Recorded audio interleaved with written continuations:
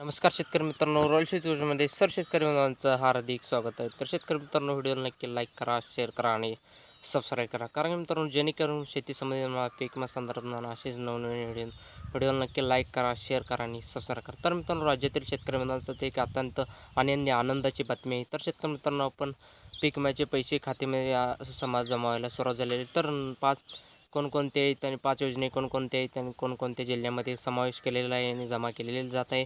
तर तुमच्या खात्यामध्ये जे काही योजनेचे पैसे येणार आहेत, तर ते संपूर्ण अपडेट या व्हिडिओच्या माध्यमातून जाणून घेण्याचा प्रयत्न करणार आहोत. तर नमस्कार मित्रांनो, तर ज्याने रॉयल शेतकरीमध्ये सर्व शेतकऱ्यांचं हार्दिक स्वागत. तर शेतकरी मित्रांनो, एकच व्हिडिओ नक्की लाईक करा, व्हिडिओ शेवटपर्यंत पहा आणि व्हिडिओ नक्की लाईक करा, शेअर करा आणि सबस्क्राईब करा. तर मित्रांनो, पहिला अपडेट आहे खरीप हंगाम 2025चा पीक विमा वाटपासंदर्भात. मित्रांनो, एकंदरीत आपण पाहायला गेलं तर खरीप हंगाम 2025चा पीक विमा राज्य सरकारच्या माध्यमातून सरसकट मंजूर करण्यात आलेलं आहे. तर कमून 7,500 रुपये 17,500 रुपयेचा पीक विमा सरकारच्या माध्यमातून मंजूर केला होता. आणि जे काही सांगितलं होतं की महाराष्ट्रातील शेतकऱ्यांना 14,000 कोटी रुपयाचा पीक विमा वाटप होणाराचा, परंतु आता लवकर शेतकरी बांधवांच्या खात्यामध्ये खरीप हंगाम 2025चा किमान 17,500 रुपये पीक विमा शेतकरी बांधवांच्या खात्यामध्ये जमा होणार आहे. तर बऱ्याच साऱ्या शेतकऱ्यांचं कॅल्क्युलेशन पूर्ण झालेलं आहे. तर बऱ्याच साऱ्या शेतकऱ्यांना रक्कम दाखवत आहे. तर हाच आपण पाहायला गेलं तर कॅल्क्युलेशन बाकी आहे.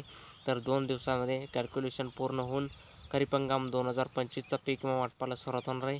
तर मराठवाड्यातील 8 जिल्ह्यामध्ये 8ही जिल्ह्यामध्ये जे काही असेल, नांदेड असेल, हिंगोली असेल, धाराशिव असेल किंवा जालना असेल, छत्रपती संभाजीनगर असेल, 8ही जिल्ह्यामध्ये मूग असेल, उडीद असेल किंवा भात असेल, त्या सर्व पिकांचा समावेश पीक विमा मिळणार आहे. तर त्यानंतर मराठवाड्यातील जे काही 5 जिल्हे आहेत, अमरावती, यवतमाळ, बुलढाणा, वाशिम, तर याचबरोबर 6 जिल्हे जे काही महाराष्ट्रातील जे काही सांगण्यात आलेलं महाराष्ट्रातल्या 34 जिल्ह्यामध्ये खरीप हंगाम 2025चा पीक विमा शेतकऱ्यांच्या बांधवांच्या खात्यामध्ये जमा होणार आहे. किमान 17,500 रुपये जमा होणार आहे. ज्या शेतकऱ्यांचा पीक विमा भरला होता, अशा शेतकऱ्यांना पीक विमा मिळणार आहे.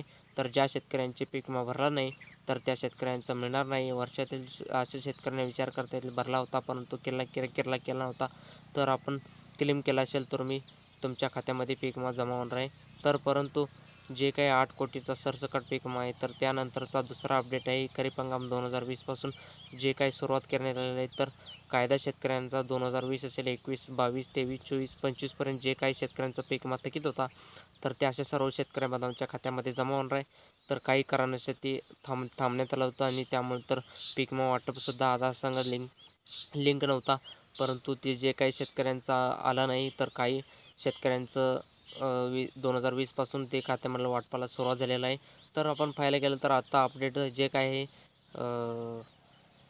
मोठ्या प्रमाणामध्ये जून, जुलै, ऑगस्ट, सप्टेंबर, ऑक्टोबर जे काही मोठ्या प्रमाणामध्ये अतिवृष्टी झाली, अतिवृष्टी सरकारने जे काही हेक्टरी 17,500 रुपये जे काही नुकसान भरपाई मंजूर केली, तर याचं अनुदान मंजूर केलं. आणि 2031 34,000, तर 31,768 जे काही बँकेमध्ये बऱ्याच साऱ्या शेतकऱ्यांचं जमा केलं होतं, तर अशा शेतकऱ्यांचं पैसे भेटले नाही किंवा अशा शेतकऱ्यांच्या खात्यामध्ये हे पैसे वाटपाला सुरुवात झालेलं आहे. तर हे शेतकऱ्यांसाठी अत्यंत आनंदाची बातमी आहे.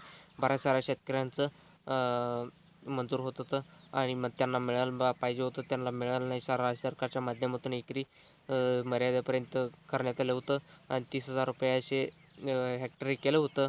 तर अजूनही अनुदानाचं, परंतु आता अखेरपर्यंत ज्या शेतकऱ्यांना दिलं नाही, रब्बी पेरणीच्या अनुदान संदर्भात जे काही बाकी होतं, तर त्या शेतकऱ्यांचं रब्बी पीक विम्याचं केलं होतं. तर मित्रांनो, व्हिडिओमध्ये एवढंच आहे. व्हिडिओ नक्की लाईक करा, शेअर करा आणि सबस्क्राईब करा. पुढच्या वेळेस जय हिंद, जय महाराष्ट्र.